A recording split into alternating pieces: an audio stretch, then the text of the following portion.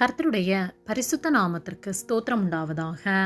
கர்த்தராகிய இயேசு கிறிஸ்துவின் நாமத்தில் உங்களுக்கு கிருபையும் சமாதானமும் உண்டாவதாக. இந்த நாளுக்குரிய தியானத்திற்கான தேவ வார்த்தை ஏசாயா அதிகாரம் 42 வசனம் 18.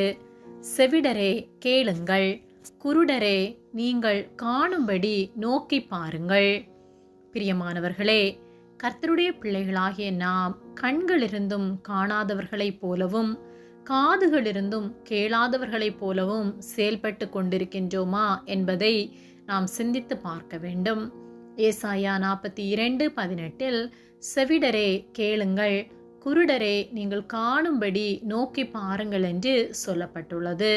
கர்த்தருடைய பரிசுத்த இரத்தத்தினால் கழுவப்பட்டு பாவ வாழ்விலிருந்து பாவ அடிமைத்தனத்திலிருந்து மீட்கப்பட்டவர்களாகிய நாம் இரட்சிப்பின் வஸ்திரத்தை கரைப்படுத்தாமல் மாசற்றவர்களாய் வாழ்ந்து கொண்டிருக்கின்றோமா என்பதை சிந்தித்து பார்க்க வேண்டும்.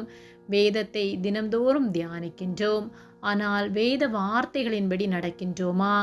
எதை செய்தாலும் கர்த்தருடைய நாமம் மகிமைப்படும்படியான காரியங்களை செய்கின்றோமா? கர்த்தருடைய சித்தத்தை நிறைவேற்றுகிற வாழ்க்கை வாழ்கின்றோமா? பரிசுத்தமாய் நாம் வாழ்கின்றோமா? நம்முடைய பார்வையில், நம்முடைய வார்த்தையில், செயலில், சிந்தனையில் பரிசுத்தம் காணப்படுகின்றதா?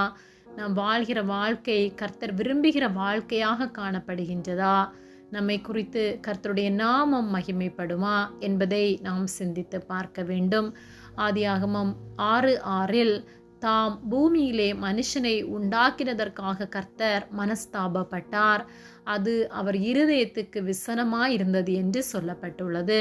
நம்மை குறித்து கர்த்தருடைய எண்ணம் எப்படிப்பட்டதாயிருக்கும்? அவர் நமக்காக இந்த உலகில் மனிதனாய் வந்து பாவமற நம்மை கழுவியும் நாம் அசுத்தத்தில் வாழ்ந்து கொண்டிருக்கின்றோமா? இல்லை கர்த்தர் விரும்புகிற வாழ்க்கை வாழ்ந்து கொண்டிருக்கின்றோமா என்பதை சிந்தித்து கர்த்தருடைய கட்டளைகளை தினம்தோறும் ஆராய்ந்து அவற்றில் பிரியப்பட்டு அதை கை கொள்கிறவர்களாய் சாட்சியுள்ள வாழ்க்கை வாழ்கிறவர்களாய் வாழ வேண்டும். கர்த்தர் நம்மிடம் பணத்தையோ செல்வத்தையோ பொருளையோ எதிர்பார்க்கவில்லை, மாறாக நம்முடைய பரிசுத்த வாழ்வை எதிர்பார்க்கின்றார்.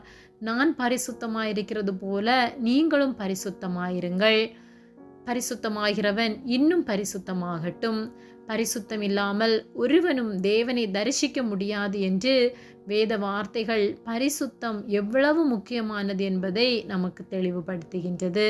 கர்த்தரோடு கூட நாம் ஜீவிக்க வேண்டுமானால் பரிசுத்தமுள்ள வாழ்க்கை வாழ வேண்டும். பரிசுத்தமுள்ள வாழ்க்கை வாழ நாம் கர்த்தருடைய வார்த்தைகளை தியானித்து அதை கை கொண்டு அவருக்கு கீழ்ப்படிந்து அவருக்கு சாட்சியாய் வாழ்ந்து அவர் நாமத்தை மகிமைப்படுத்த வேண்டும். ஆகவே வேத வார்த்தைகளை செவிகளால் கேட்டு கண்களால் பார்த்து இருதயத்தில் பதித்து அதை கை கொண்டு அதன்படி வாழ்வோம். அவருடைய நாமத்தை மகிமைப்படுத்துவோம். ஆமேன். ஜெபம். எங்களை அதிகமாக நேசித்து வழிநடத்தி வருகிற எங்கள் அன்பின் பரிசுத்த பிதாவே, இந்த நாளையும் நாங்கள் காணும்படியாக நீர் எங்களுக்கு ஜீவனை தந்ததற்காக நன்றி செலுத்துகின்றோம்.